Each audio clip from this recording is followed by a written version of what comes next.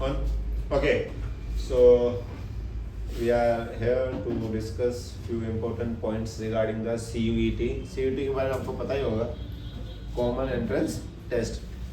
Actually आपसे 4-5 साल पहले अगर देखें तो हर यूनिवर्सिटी अपनी एडमिशन्स के लिए अलग अलग क्राइटेरिया फॉलो करती थी. जैसे दिल्ली यूनिवर्सिटी की बात करें तो मेरिट बेस आप लोगों का एडमिशन होता था 12th के मार्क्स के बेसिस पर. डिपेंडिंग अपॉन डिफरेंट कोर्सेज अलग अलग सब्जेक्ट्स के मार्क्स कंसिडर होते थे. वहाँ प्रॉब्लम क्या आई कि एक बच्चा CBSE से 95 ले रहा है, एक हरियाणा बोर्ड से 90 ले रहा है और एक यूपी बोर्ड से 92 ले रहा है. तो दोनों का डिफ़िकल्टी, तीनों का डिफ़िकल्टी लेवल सेम नहीं है. तो उन सभी चीज़ों को कैटर करने के लिए एक कॉमन एंट्रेंस एग्ज़ाम बनाएगा ताकि आप किसी भी बोर्ड से एंट्रेंस दे रहे हो आपके लिए डिफ़िकल्टी लेवल सेम रहेगा. तो n नंबर ऑफ सब्जेक्ट्स हैं, n नंबर ऑफ कोर्सेज हैं जो CUET के अंडर आते हैं. सिर्फ एक यूनिवर्सिटी ड्यू नहीं है जिसके एडमिशन CUET के अंडर होते हैं. ऑलमोस्ट सभी सेंट्रल यूनिवर्सिटीज़ जो हैं हमारी, सेंट्रल यूनिवर्सिटी मतलब ऐसी यूनिवर्सिटीज़ जो सेंट्रल गवर्नमेंट रन करती है, जिसके कॉलेज अलग अलग जगहों पे अलग अलग स्टेट्स में हो सकते हैं. ऑलमोस्ट सभी सेंट्रल यूनिवर्सिटीज़, इवन कुछ स्टेट यूनिवर्सिटीज़ भी हैं जो CUET के बेसिस पर एडमिशन लेती हैं. तो अगर आप अपना ब्रॉड पर्सपेक्टिव रखते हो अलग अलग यूनिवर्सिटीज़ के अंदर, आपकी प्रेफरेंस, आपका कोर्स है, मुझे इस कोर्स में एडमिशन लेना है, मुझे चाहे किसी भी यूनिवर्सिटी में किसी भी स्टेट में जाना पड़े, तो आपको CUET के लिए अप्लाई जरूर करना चाहिए. मोस्टली यूनिवर्सिटीज़ ऐसी हैं जिसके अंदर CUET के बेसिस पर ही एडमिशन होगा. अगर आपने अप्लाई नहीं किया, अगर आपने क्वालिफाई नहीं किया तो एडमिशन होगा ही नहीं. इस सिचुएशन में आपका 1 साल बर्बाद है.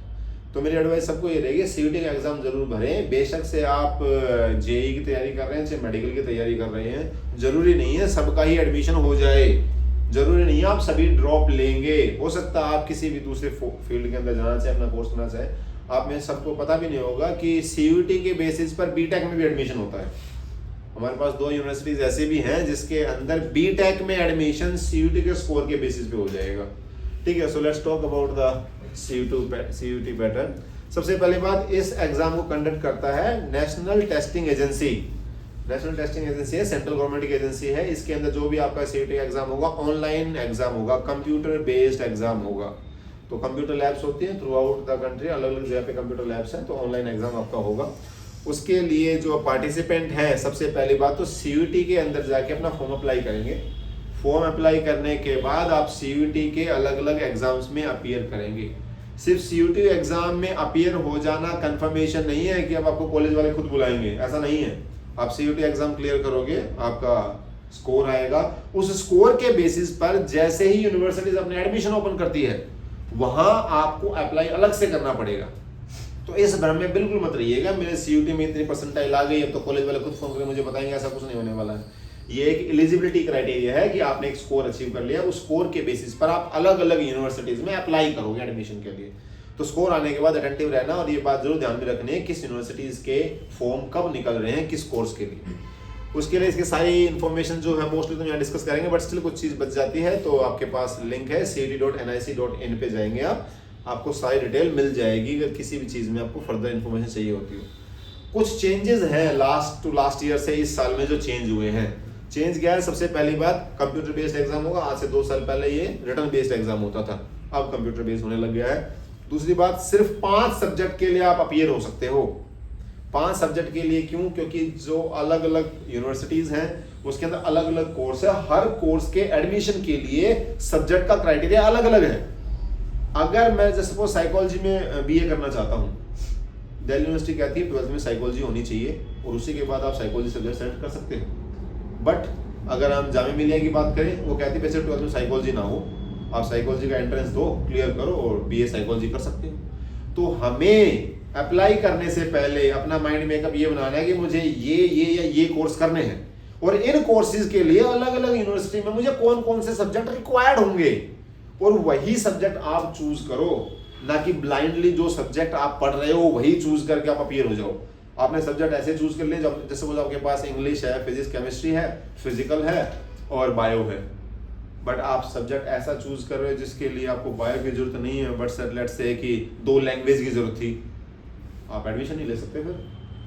तो पहले अपने कोर्स के अकॉर्डिंग हर यूनिवर्सिटी का क्राइटेरिया चेक करो. इसमें दे रखा पूरा, अदर साइट पे जाओगे आपको मिल जाएगा कि मुझे फिजिक्स ऑनर्स करनी है तो DU के अंदर कौन कौन से सब्जेक्ट चाहिएंगे, पंजाब यूनिवर्सिटी में कौन से चाहिएंगे, जामिया मिलिया में कौन से चाहिएंगे, मुझे एपीजे कलाम यूनिवर्सिटी के अंदर जाना है तो कौन से सब्जेक्ट मुझे चाहिएंगे। तो सब्जेक्ट्स चूज करने बहुत जरूरी है, पर एट मैक्सिमम आप 5 सब्जेक्ट के लिए अपीयर हो सकते हो, मिनिमम 3 के लिए करना ही पड़ता है, क्योंकि मोस्टली ऐसे कोर्सेज इसके अंदर कम से कम 3 सब्जेक्ट होने चाहिए। 3 सब्जेक्ट कौन से? एक तो आपका लैंग्वेज होगा ही होगा, एक जनरल एप्टीट्यूड आपका होगा ही होगा, उसके अलावा एक सब्जेक्ट स्पेसिफिक लेते हैं। 3 सब्जेक्ट तो कम से कम चूज करने ही है। डिपेंडिंग अपॉन अलग अलग कोर्स आपको एट मैक्सिमम 3 सब्जेक्ट आप ले सकते हो। उन तीनों सब्जेक्ट का पेपर आपका अलग अलग डेट पे होता है। हर पेपर का वेटेज सेम है, हर पेपर का टाइम सेम है, हर पेपर की मार्किंग स्कीम भी सेम ही है, ठीक है। So all the subjects will be, जो कंटेंट आपके पेपर में होने वाला है 12th के बेसिस पर ही होगा। 60 मिनट्स का हर सब्जेक्ट का पेपर होने वाला है, और हर पेपर के अंदर पहले जो सब्जेक्ट्स की हम बात करें वो काफी होते थे, लगभग 90 सब्जेक्ट्स होते थे, जिसको रिड्यूस करके 37 पे ले आए हैं। एक ही सब्जेक्ट 2 से अलग अलग सब्जेक्ट्स में एडमिशन के लिए कॉमन कर दिया गया है। तो ऑप्शंस कम कर दिए गए हैं, सिंप्लिसिटी कर दी गई है। सबसे पहली बात, जो लैंग्वेज है वो आपकी 13 लैंग्वेजेस हैं, 23 डोमेन सब्जेक्ट है, प्लस एक जनरल एप्टीट्यूड है।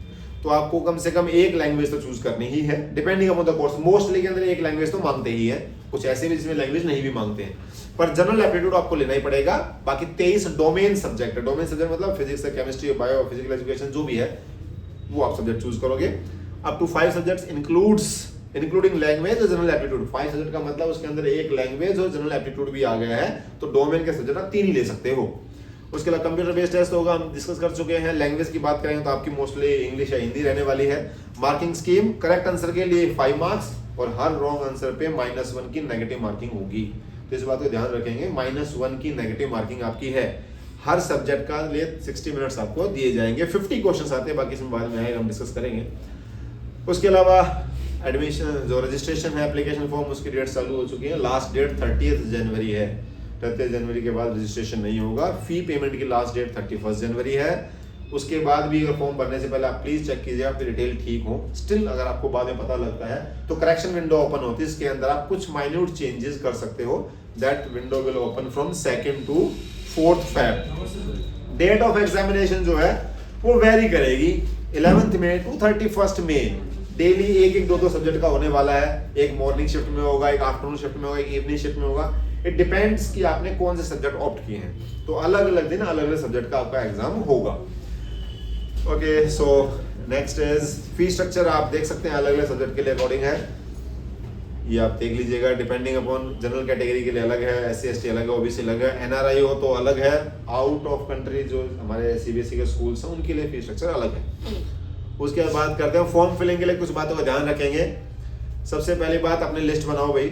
लिस्ट बनाने से पहले अपने कोर्सेज की लिस्ट बनाओ, मुझे किस किस कोर्स में मुझे एडमिशन लेना पड़ सकता है। उसके अकॉर्डिंग फिर ये देखो किस किस यूनिवर्सिटी में वो कोर्स अवेलेबल है। हर यूनिवर्सिटी में हर एक कोर्स अवेलेबल नहीं है। वो यूनिवर्सिटी चूज करो जहां आपकी फैमिली आपको अलाउ कर रही है जाना।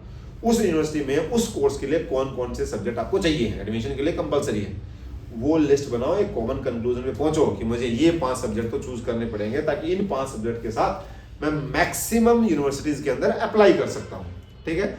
उसके बाद यूनिवर्सिटी वाइज चेक कर लेंगे। Make a list for subject which is required, we have discuss कर चुके हैं हम। अरेंज द डॉक्यूमेंट्स, अपने डॉक्यूमेंट्स सारे अरेंज कर लीजिएगा, जो कुछ भी अपलोड करने हैं आपको। मेनली आपका पासपोर्ट साइज फोटो और सिग्नेचर। कुछ एक बात का ध्यान रखिएगा, जो फोटो आप अपलोड कर रहे हैं उसकी कुछ कॉपीज बनाकर रखिएगा। जो फोटो आप फॉर्म के अंदर स्कैन करके अपलोड करोगे उसी फोटो की ओरिजिनल कॉपी एग्जाम देते टाइम पे साथ में लेके जानी है। वही फोटो चाहिए एग्जैक्टली।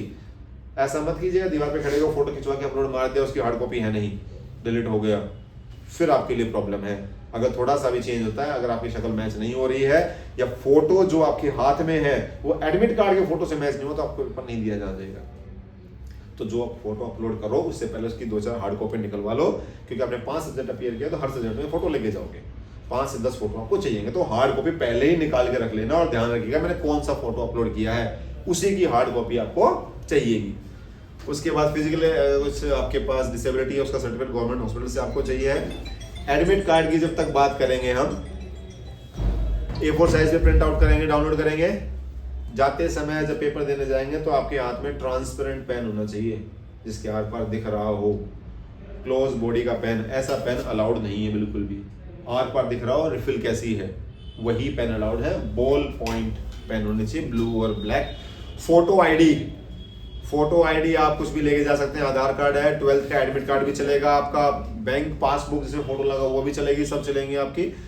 फिजिकल हैंडीकैप हो तो उसका सर्टिफिकेट चाहिए। अगर आपको शुगर है, डायबिटीज है, तो आप शुगर की टैबलेट साथ में लेके जा सकते हो, आप सैंडविच साथ में लेके जा सकते हो, बट वो आपको इन्विजिलेटर को सबमिट करनी पड़ेगी। अगर आपको शुगर की कुछ दिक्कत है, जैसे आपको प्रॉब्लम फील हो, आप एग्जामिनर से बोलो, आपको प्रोवाइड करेंगे, बट आप उस खाने की चीज़ को अपने साथ नहीं रख सकते। अगर सैंडविच लेके जा रहे हो तो ट्रांसपेरेंट बॉक्स के अंदर मुझे साफ दिखनी चाहिए, और जाते ही इन्विजिलेटर को हैंड ओवर कर दो कि मुझे जरूरत पड़ेगी तो मुझे दे दिया जाए। उसके अलावा अगर वाटर बॉटल की बात अगर करोगे तो ट्रांसपेरेंट होनी चाहिए, कुछ सेंटर्स पे अलाउ नहीं करते, स्टेट टू स्टेट ये वेरी करता है। 2 घंटे पहले एग्जाम सेंटर पे पहुंचना जरूरी है। क्यों जरूरी है? एग्जाम सेंटर पे जब जाओगे सबसे पहली बात आपका बायोमेट्रिक होगा। बायोमेट्रिक के अंदर आपकी रेटिना स्कैन होती है, उसके बाद आपकी फ्रिस्किंग होती है, फ्रिस्किंग मतलब तलाशी वगैरह होती है, उसमें आधा घंटा तक लग जाता है। इन एनी केस आप जैसे 150 बच्चे गेट के बाहर खड़े हैं कि भाई 9 बजे पेपर, 8:30 बजे घुसेंगे, 150 बच्चों की एक बार में फ्रिस्किंग नहीं हो सकती, फिर आपको टाइम लेट लगेगा, आपका पेपर छूट जाएगा।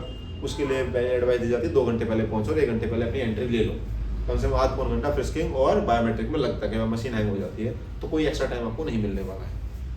उसके बाद स्टडी मटेरियल आपको पता ही, कोई लेकिन जाना, कोई इलेक्ट्रॉनिक गैजेट आपको अलाउड नहीं, कोई भी ऑर्नामेंट, कुछ भी हाथ पे धागा ही बंधा हुआ अलाउड नहीं है, सब काट दो। कोई मेटेलिक ऑब्जेक्ट नहीं, कुछ भी नहीं, हाथ या गले में धागा तक भी नहीं, ऑर्नामेंट की बात अलग से है, कुछ भी अलाउड नहीं होगा। कोई भी हैवी क्लोथ्स आप नहीं पहन के जाओगे, फुल स्लीव्स भी अलाउड नहीं होंगी, हाफ स्लीव्स होनी चाहिए, ठीक है। कोई कल्चरल अटायर नहीं कि भाई ऐसे हैवी कपड़े पहन के चले जाओ, सिर्फ स्लीपर्स, शूज अलाउड नहीं होंगे, चप्पल पहन के जानी है, पैर दिखने चाहिए, कोई सॉक्स नहीं, बेयर फुट आपको जाना है। उसके अलावा अनफेयर मीन से पकड़े गए तो सीधा 3 साल के लिए सीयूटी से अप्लाई नहीं कर पाओगे। उसके बाद सीयूटी के लिए कोई एज लिमिट नहीं है, आज करना चाहो, 50 साल बाद करना चाहो, 60 साल बाद आप करना चाहो, जब आपका मन करे मुझे कॉलेज में एडमिशन लेना है आप अप्लाई कर सकते हो। ऐसा कोई बच्चा जो 12th पास है, 12th में अपीयर कर रहा है, वो भी अप्लाई कर सकता है, एज की ऐसा कोई रिक्वायरमेंट नहीं है। उसके बाद सबसे पहली बात रजिस्टर करेंगे, साइन इन करके अपनी जनरल डिटेल डालेंगे फोन नंबर के साथ, फिर लॉग इन करके अपना प्रोग्राम वगैरह चेक करेंगे, लास्ट में पेमेंट करनी है आप लोगों ने, कंफर्मेशन पेज को डाउनलोड करना है, वो आप जैसे पेज खोलते हैं आपको पता चलता रहेगा। फोटोग्राफ के रिगार्डिंग एक अच्छी बात है भाई, सबसे पहली बात फोटोग्राफ जेपीजी या जेपीईजी फॉर्मेट में होना चाहिए जो आपको अपलोड करना है, और उस फोटो का साइज जो है वो आपका 10 KB से 200 KB तक होना चाहिए, 10 से 200 KB तक, ठीक है भाई। और उस फोटो के अंदर आपका 80% जो फोटो का टोटल एरिया है उसमें 80% स्पेस के अंदर आपकी गर्दन होनी चाहिए। अब ये नहीं होना चाहिए कि छत से लेकर नीचे तक आप पूरा फोटो ले लिया, उसमें मेरा फेस सिर्फ 10% भी दिखाई दे रहा है, पूरे फोटो के एरिया में 80% मेरा फेस होना चाहिए, तो सिर्फ इतना ही फोटो हो तो बेहतर है, उससे ज्यादा बकवास रखिए तो फोटो रिजेक्ट हो जाएगा, डिस्क्रिपेंसी के अंदर आपका फॉर्म रिजेक्ट हो जाएगा। दूसरी बात, फोटो की जो फाइल आप बना रहे हो, फाइल को सेव करने के लिए पैटर्न दिया गया है।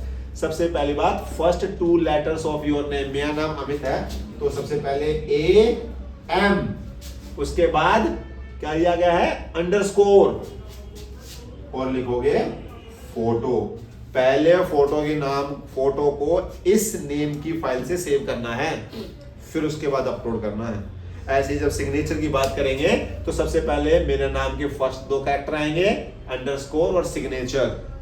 साइज थोड़ा डिफर दे रखा है, मैंने 10 से 50 KB दे रखा है, तो ये बात ध्यान दीजिएगा जब आप स्कैन करके फोटो सिग्नेचर को सेव कर रहे हैं, सेव करने से पहले आपके नाम की फर्स्ट 2 लेटर और फोटो अंडरस्कोर के साथ लिखाओ, इस नाम के साथ ही अपलोड करोगे तो अपलोड होगा, वरना नहीं होगा। क्लियर है बात सबको? उसके बाद PW है तो सर्टिफिकेट अपलोड करना है आपको। सेक्शन लैंग्वेज है 23 डोमेन और टेस्ट, तीनों पेपर के अंदर 50-50 क्वेश्चंस आएंगे और 50 के 50 आपने अटेम्प्ट करने हैं, किसी में कोई भी ऑप्शन नहीं है, और हर पेपर के लिए आपको 60 मिनट्स दिए जाएंगे, 1 घंटे का टेस्ट होने वाला है आपका। मार्क्स हम डिस्कस कर चुके हैं।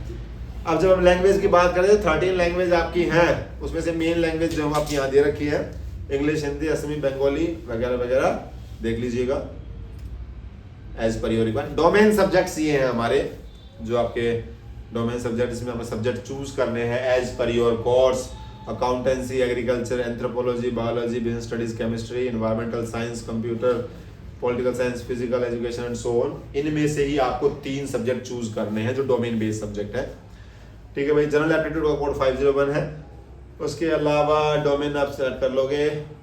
फिर कुछ यूनिवर्सिटीज हैं जो मेन बड़ी यूनिवर्सिटीज हैं जो सीयूटी के अंदर आपके एडमिशन लेते हैं। Delhi university, Jamia Millia Islamia, Delhi technical university, Banaras Hindu university, Punjab university Chandigarh, Aligarh Muslim university, doctor APJ Kalam university, central university of Karnataka, university of Rajasthan, central university of Haryana, Jawaharlal Nehru university. सिर्फ यही नहीं है, 100+ यूनिवर्सिटीज हैं। ये टॉप 5-10 यूनिवर्सिटीज आपको बताई गई हैं जो कि एडमिशन लेंगे सीयूटी के बेसिस पर। Clear to everyone?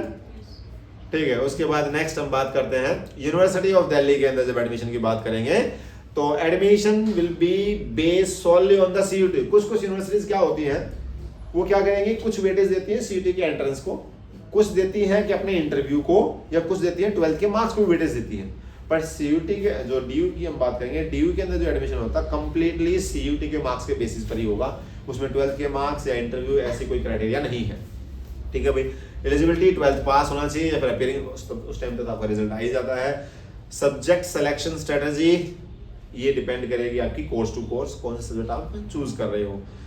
डीयू के अंदर एक बात है, appear in CUT for the subject studied in 12th। DU साहब कहता है जो सब्जेक्ट आपने 12th में पढ़े हैं उन्हीं के लिए आप अपीयर करो।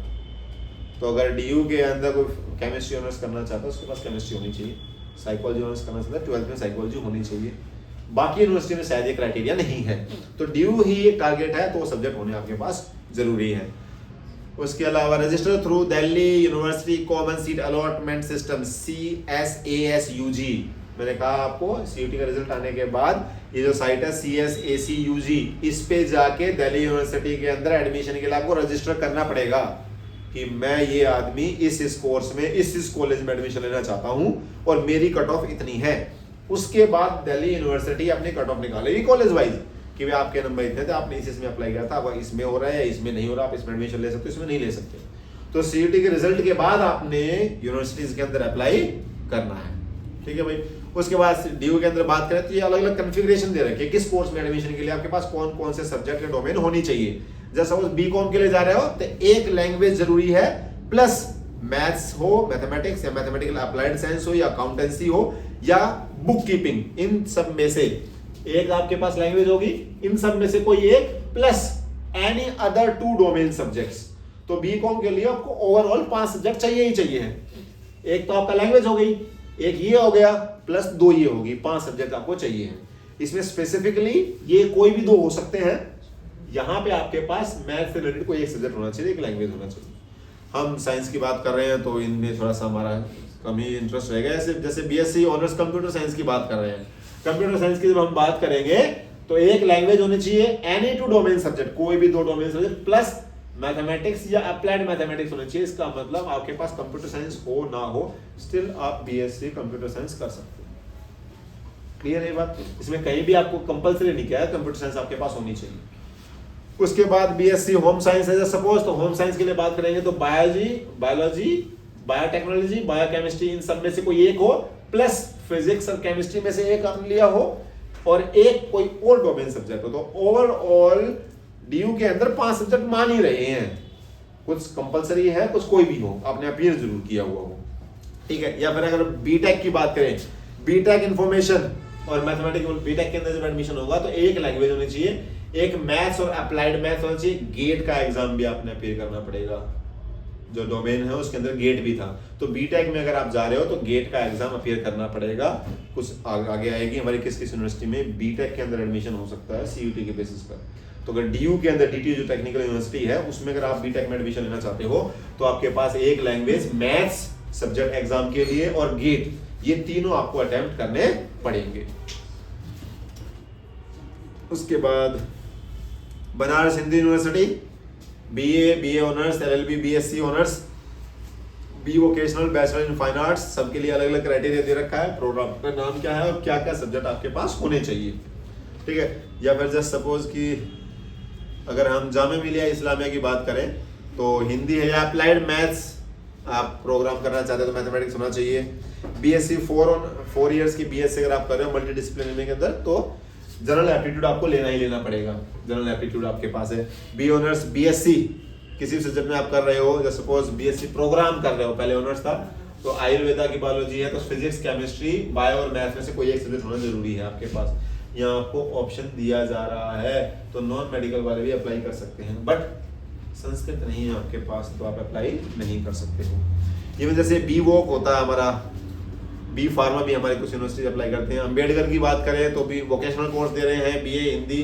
अब जैसे सपोज यहाँ पर देखोगे तो बीए ऑनर्स अगर आप कर रहे हो, बीए ऑनर्स के लिए इंग्लिश कोई भी 3, कोई दिक्कत नहीं, ओपनली कह रहे हैं कोई भी सब्जेक्ट हो, चाहे आप साइंस वाले बीए करना चाहते हो कर सकते हो, कॉमर्स वाले करना चाहो कर सकते हो, सिर्फ इंग्लिश मांगे, कोई भी 3 सब्जेक्ट मान लिए हैं। तो बीए ऑनर्स साइकोलॉजी में अगर आप करना चाहते हो, आपके पास 12th में साइकोलॉजी नहीं है, तो बी.आर. अम्बेडकर के अंदर आप कोई भी अपने 3 सब्जेक्ट चूज करो, एक लैंग्वेज चूज करो, आपका बीए साइकोलॉजी हो जाएगी, बीए पॉलिटिकल साइंस भी हो जाएगी, बीए इकोनॉमिक्स भी कर सकते हो चाहे आप साइंस के बच्चे हो।